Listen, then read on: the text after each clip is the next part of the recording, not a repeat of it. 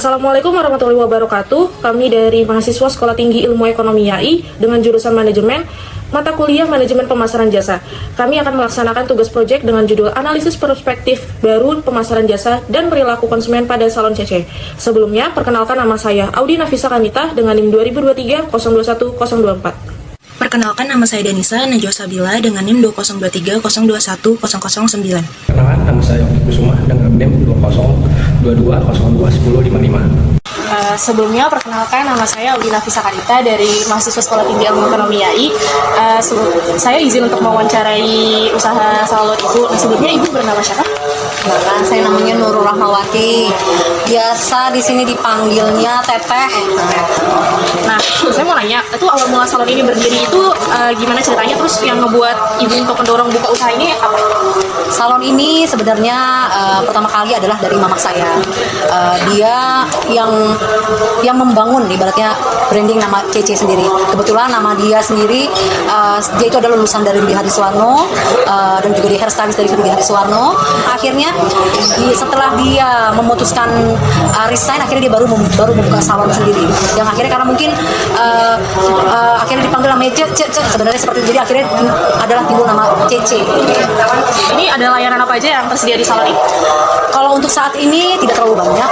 Kami hanya melayani perawatan rambut seperti coloring, smoothing, creambath, treating, potong rambut.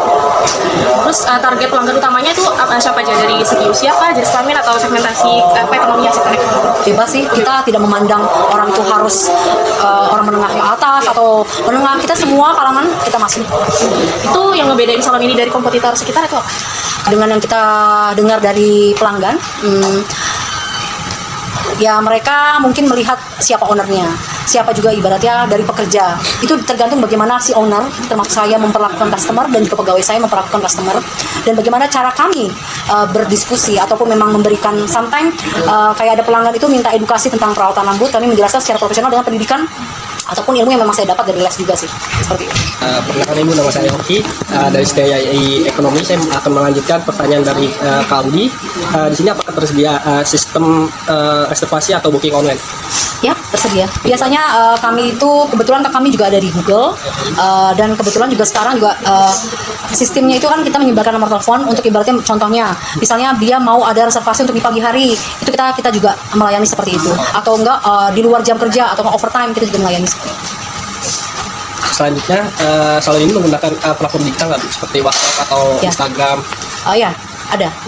Kendala terbesar yang dihadapi saat mencoba menggunakan teknologi digital untuk personal salon? Terkadang kalau misalnya yang saat ini saya hadapi adalah untuk pencocokan alamat, karena kita naruh di Google itu titiknya itu berbeda Google tersebut ya. Saya itu aja. Ya. Lanjut ya. Sebelumnya perkenalkan, nama saya Denisa. Pertanyaannya, apakah salon ini menyimpan catatan preferensi pelanggan kayak seperti jenis rambut, warna favorit, atau perawatan yang pernah dilakukan? Kalau iya, itu bagaimana cara mencatat? Kalau untuk secara spesifik sih enggak ya, karena kan dia untuk sekarang ini tamu itu mereka itu banyak melihat tutorial seperti dari YouTube, dan kadang-kadang contoh yang mereka lihat itu mereka kasih ke kami, dan kami untuk mengaplikasikan dari contoh yang mereka kasih. Nggak ada sih untuk catatan secara khusus, nggak ada. Selanjutnya, apakah pelanggan setia diperlukan secara berbeda? Tidak dipungkiri untuk pelanggan-pelanggan lama dan ibaratnya memang yang loyal sama kita, ya kita bedakan. Karena mereka itu membangun konsisten untuk setia pada kami terus-terusan. Maksudnya mereka selain mereka terus datang ke tempat kami, dan mereka juga merekomendasikan kepada orang lain untuk datang ke salon kami. Jadi mulut dari mulut. Ya, terkadang kita juga nggak sayang untuk memberikan diskon sih sama pelanggan-pelanggan seperti itu. Selanjutnya, bagaimana cara salon ini menangani keluhan atau ketidakpuasan dari pelanggan? Kami memberikan 1 kali gratis perawatan. Apakah salon ini mencatat data kunjungan pelanggan secara sistematis, kayak misalkan frekuensi kunjungannya atau layanan yang digunakan? Pasti kita setiap hari ada pencatatan buku berapa jumlah tamu yang datang. Itu aja sih. Kan tadi katanya pakai media sosial ya promonya. Nah, itu pernah nggak menggunakan insight dari media sosial itu, kayak misalkan dari jumlah like-nya, komentar, atau reach-nya untuk menentukan strategi konten atau promosi? Sejauh ini kita berjalan apa adanya sih, nggak selalu nggak mereka tahu dari misalnya kita kasih contoh foto di Instagram atau enggak misalnya dari Google, karena bahkan kadang-kadang sometimes yang berkomentar sendiri malah tamu yang datang ke kami, dia melihat komen positif, makanya dia interest untuk datang ke sini dari customer sendiri ya. Kira-kira itu bisa dihitung nggak berapa persen pelanggan yang termasuk pelanggan tetap? Kalau untuk saat ini tidak bisa ya, karena pertama kalau untuk saat ini ya, pertama salon online itu lebih banyak karena salon keliling contohnya. Kedua, kebanyakan pelanggan juga yang kadang-kadang mendadak harus pindah, dan balik lagi, bahkan kalau sekarang ini kalaupun memang pelanggan kami yang lama ibaratnya sudah tidak kesini, ada saja pelanggan baru yang datang menggantikan sih. Untuk pencatatan yang untuk tamu-tamu lama itu karena memang kebanyakan kita dulu tuh yang loyal itu kan banyak kan rata-rata mereka oma-oma ya, mereka ada yang sudah meninggal, ada yang memang juga mereka ikut anaknya ya, seperti itu sih. Untuk khususnya tidak ada pencatatan. Kalau ini apa mengikuti tren yang saat ini paling berpengaruh terhadap permintaan layanan di salon ini? Pasti dong, kan sekarang ini kan berkembang teknologi juga ya, cara kalau untuk coloring kita mengikuti. Cuma kalau untuk seperti kayak treatment untuk contoh seperti kayak keriting permanen itu untuk di sini kami tidak terapkan karena untuk harga yang akan kami pasarkan tidak masuk kalau seandainya saya menggunakan atau membeli produk alat tersebut di salon ini. Jadi balik lagi untuk membuka usaha contoh seperti di salon ini ya, karena memang kami berada di dalam gang, walaupun customernya itu di berbagai kalangan, tapi kita memiliki average harga. Nah, yang memang kami kalaupun kami berarti memakai produk yang lebih mahal ataupun alat yang lebih canggih, itu tidak masuk kepada harga masyarakat di sini.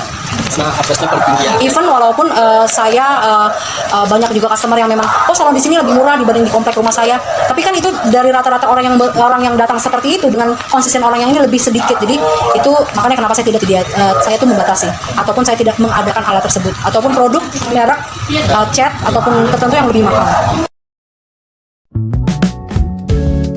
Customer memilih salon ini karena harga yang terjangkau, kualitas baik, lokasi dekat, dan rekomendasi. Mereka mengetahui salon dari Google, Instagram, serta teman, sehingga reputasi dan kehadiran digital penting. Sementara loyalitas terbentuk dari pelayanan ramah dan hasil yang memuaskan. Para pelanggan mengharapkan pengembangan pada layanan seperti facial treatment. Target konsumen terhadap salon ini adalah individu yang mempertimbangkan kesesuaian antara harga dan kualitas, mengutamakan kenyamanan, tempat, serta pengalaman yang dapat dipercaya. Salon CC telah menerapkan 5 perspektif baru dalam pemasaran jasa dengan memanfaatkan Instagram, WhatsApp, Snapchat, dan Google Maps sebagai sarana promosi dan komunikasi. Penggunaan data analitik melalui buku catatan harian. Salon memberikan perlakuan lebih personal kepada pelanggan setia melalui rekomendasi perawatan dan diskon. Strategi loyalitas pelanggan mengandalkan kualitas pelayanan yang konsisten, serta tren pewarnaan rambut dengan mempertimbangkan daya beli pelanggan dan kondisi pasar lokal. Perilaku konsumen dipengaruhi oleh faktor demografi, psikografi, dan sosial.